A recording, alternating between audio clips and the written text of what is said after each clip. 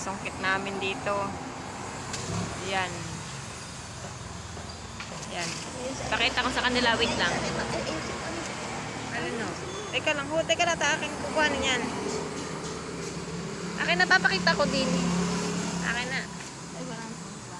Ayan. Ito po yun. Nasama po ang sanga. Pero nga atin lang po dito ay aring mga bulaklak. Yan. Ito po yung ilang-ilang. May hinago nito, may kulay green. Yan. Ito ang gagamitin natin pang lamig din sa ating gagawin mamayang bulaklak.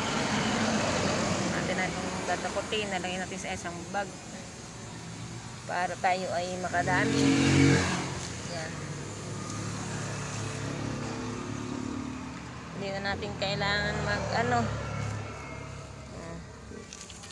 lilimot ka lang, tsatsagain mo lang talagang manglimot para kahit pa paano meron kang kinikita. Yan.